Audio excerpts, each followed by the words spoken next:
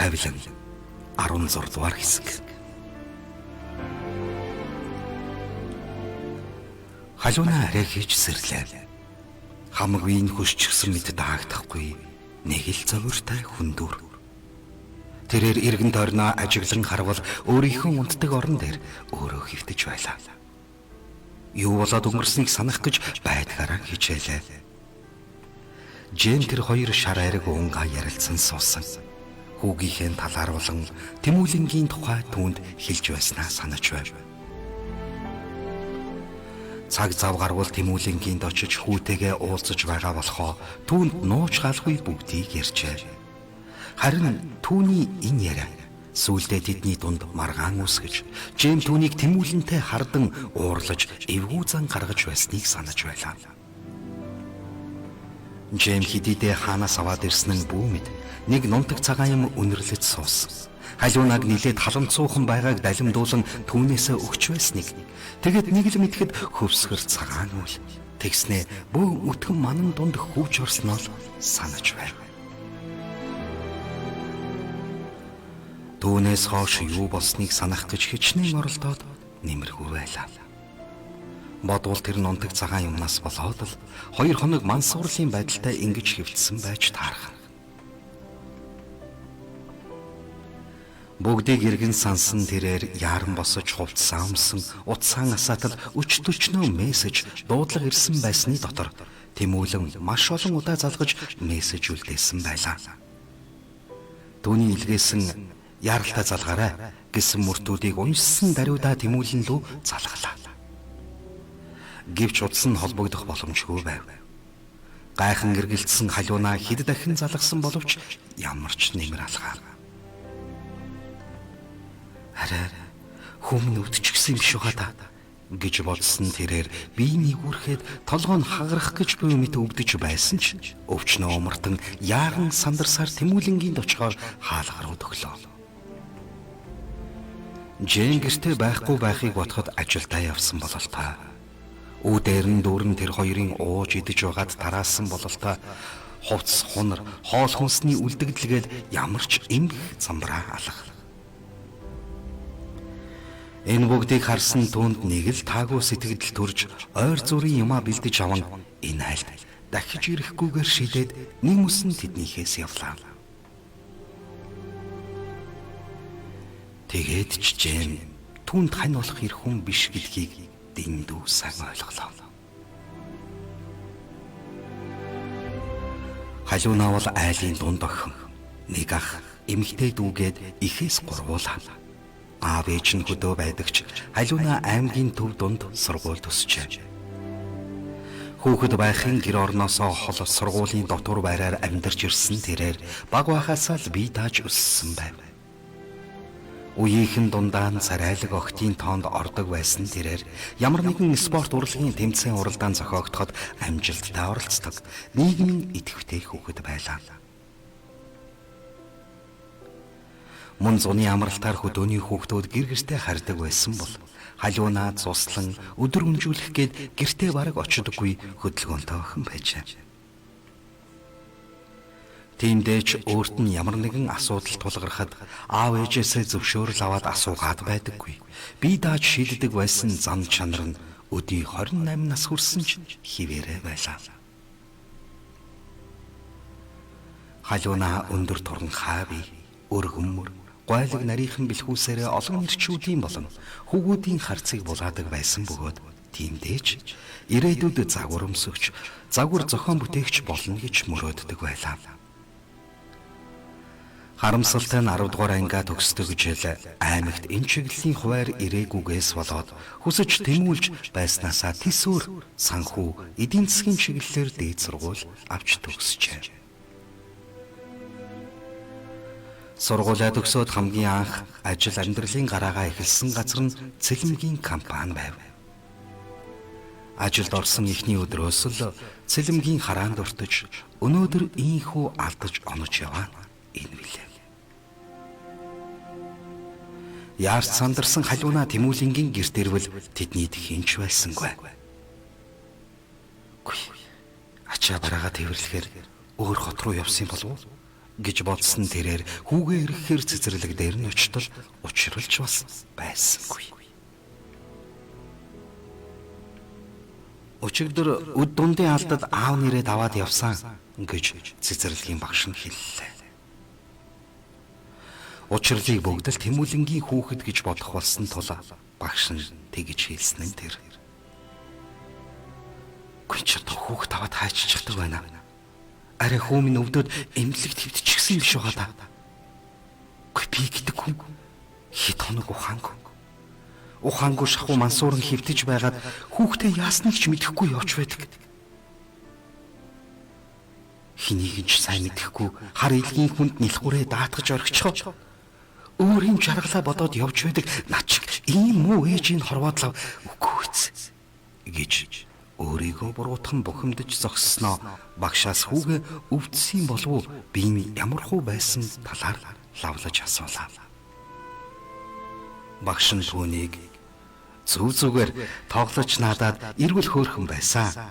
Мөн хоолундаач сайн идэж байсан гэж хэлэхэд халиунагийн сэтгэл чаахан ч гэсэн амарлаа.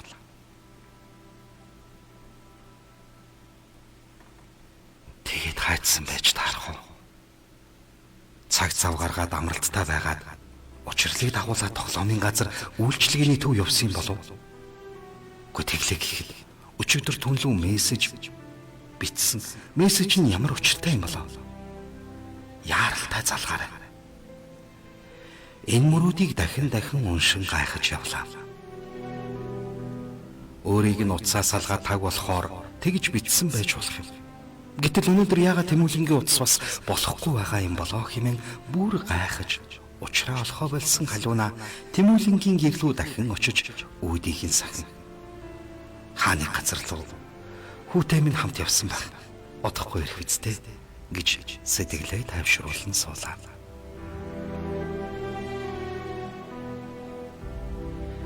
Гэвч хэн нэгэнд энэ талаар хэлмээр санагдаад сэтгэл санаагаа хуваалцмаар байв. Тэмүүлэн хаашаа явсныг асуухыг хүсвч түүний найз нөхдөөс нэг ч хүнийг танихгүй бөгөөд утсыг нь мэдэхгүй байлаа. Аргаа бараад ганц дотны найз болох анхаа эгч рүүгээ утсаар залгалаа. Байна уу? Сайн байна уу та? Байна. За сайн уу миний дөө? Ажил төрлөнд ажиг юу? Чин та хоёроор сонь сах юу энэ да? Сайн. Ажил төрөлд ажиг байгаа. Таны ажил төрөл сайн биз дээ? Игч минь та ингэд намайг ямар хүнтэй танилцуулчихсан юм бэ? Тэр Джейм гэдэг чинь хар тамхи татдаг, муухайн бүрдсэн хүн байлээ. Эртгэл мэдсэн л их юм. Бид хоёр хамт шараа эрг ууд суугаад намайг жаахан халамцуу байхыг далимдуулан нөгөө нундаг цагаан юмнасаа өгöd дүүн бараг 2 хоног мансуурлын байдалтай үхэх шахлаа гэж гомдолсон ууралсан өнгөөр хэлэхэд анхаа санаан зовсон байдалтай хэсэг чимээгүй байснаа.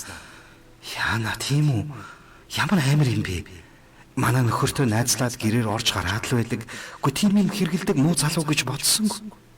Томоотой илүү дутуу занггүй гайгүй хүн шиг санагдсан шүү дээ. Гэхдээ ямар тэр хүний дотор орж үзсэн биш. Гэхдээ тийм болоод л ихнэр хүүхдгүй ажилтай муу залиг.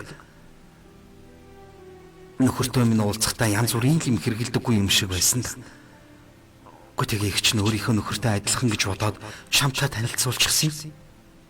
Гэхдээ ер нь бол сайн хүнтэй суугаасаа л гэж сансан да тэр. Өөр бодол санаа байгаагүй. Чи ямар манай хүнийг мэдэхгүй биш. Халамжтай, илүү дутуу зангуу сайн хүн шүү дээ уг нь. Найз нөхдийг нь бас л адилхан гэж санаж байлаа. Яана, их чиг явуулчлаарай. Одоо тийм бол эртгэн холдсон дээр шүү. Муу юм чамайг уруу татаад балаа юм болно хэмээн санаан зовсон, сандарсан мөнгөөр хэлэхэд таныг танилцуулсан болохоор л би гайгүй байх гэж бодсон юм. Бүр сууж амьдрах дээрээ хүртэл тулж байлаа шүү. Гэтэл ийм хүн муу хүн байна гэж яаж санах вэ? Надтай тохирогч хүн биш үү? Одоо дахиж тэр хүнтэй уулзахгүй. Танаас намайг асуувал мэдэхгүй гэж хэлээрэй. Тэгэлгүй яах вэ? Дүүмэн. Бушуухан холдсон дээр дахиж тэр нэг юмыг битгий амсаарай та. Бүр санаа зовчлоо. Үгүй тэгээ ажил төрөл нь юу болж юм да? Ажил гайгүй. Гэхдээ тэгж мансуур шивдснээсээ болоод хэд хоног ажилдаа явж чадсангүй. Одоо бараг халагдаж байгаа болов да. Сайн мэдэхгүй л байна. Санаа зовоод захирлуугаа залгаж чадахгүй л явна. За тэгээд тэр ажиллаж байгаа. Тэгж байгаа л учир нь олдох биз. Одоо дүүн тэр ажил, Джейминдрийн талаар бодох үнэхээр тэнхэл алга. Энэ тухай тантай уулзаж байгаа дараа нь тухтай ярив. Өөр хэцүүхэн асуудал болоод байна гэж санаа зовсон байдалтай хэлэхэд анхаа. Юу болов вэ? Мэдөө зүгээр үү? Гүхүүд чинь ямар нэгэн юм тохиолдог үйз гэж асуувал халиуна хэсэг чимээгүй байснаа. Хямарч бухимдсан сэтгэлээ түүнд л тайлах гэсэн мэт утасны цаанаас мэгшин ойлов. Мэгчин миний хүү алга болчихлоо. Одоо би яах вэ? гэж хэлэхэд энэ бүгдийг сонссон анхаа гайхаж сандарсан хоолоогоор алга болчихлоо. Гүтээд одоо алга болцсон гэдэг чинь юу гэсэн үг вэ? Тэмүүлэн цэцэрлэгт өгөөд хүүхчин түр харж байгаа гэсэн биз дээ. Хаанаас алга болсон юм? Цагдаад мэдэгдсэн юм уу? Цагдаад мэдэгдэхгүй. Тэмүүлэн ч бас алга. Хаан байгаа нь мэдэгдэхгүй юм. Ингэж хэлэхэд сая л учрыг баг зэрэг ойлгосон анхаа. Тэмүүлэн бас байхгүй байгаа бол тэд хамтдаа нэг тийшээ явсан байлгүй дээ. Утас руу залгасан уу? За битгий сандар. Одоо тайвшир. Удахгүй ирэх байлгүй те. Миний дөө одоо хаана гэж асуувал халиуна баг зэрэг тайвширсан бололтой чимээгүй байснаа.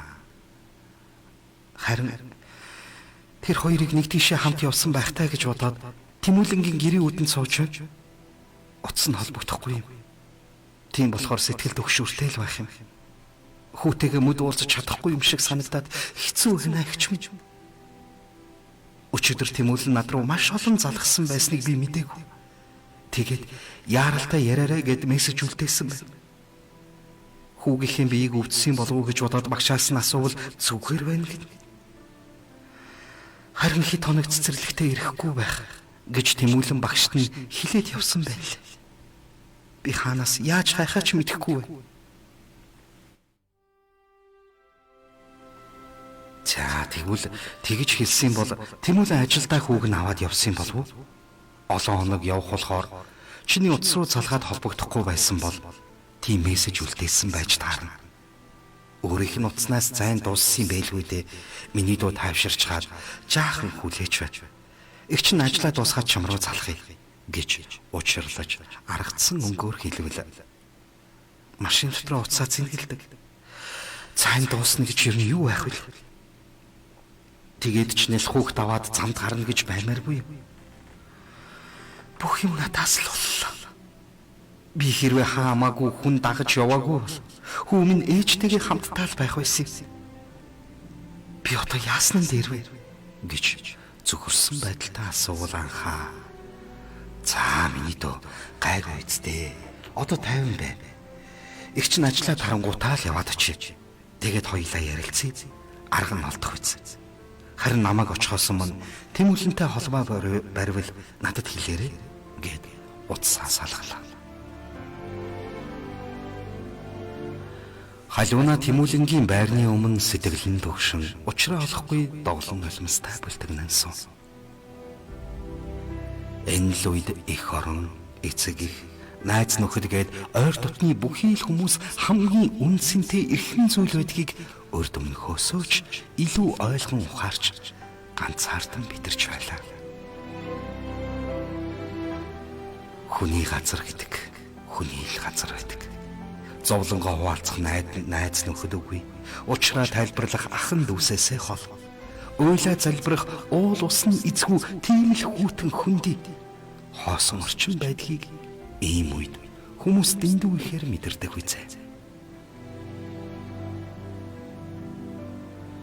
Учраа олохгүй өмөрт суусан халуунаа сая л гинэд ухаан орсон мэт интернет рүү орж Тэмүүлэнгийн нүүр хуцыг нээж харлаа. Тэндээс Улаанбаатар, Чингис хаан нис гонгоцны буудал гэсэн тэмдэглэгээ хараад нүдэндээ ч итгэсэнгүй. Бурхан, Тэмүүлэн Монгол явчих. Тэгээд бүр хүүгэн наваач шүү дээ. Халуунаа гайхаж нүүр хуцыг нь дахин хийж үзлээ. Түүний толгойд яагаад ингэж байгаа юм болов гэсэн асуултууд эргэлдэж байв. Өөр юм бодох тэнхэлж байсангүй. Гарн салганан чичирч Тэмүүлэнгийн нүүр хуц руу маш олон асуулт бүхий уртаас урт зурвас илгээлээ. Тэнд жохом юу гэж бичснээ ч эргэн санах ухаангүй байв.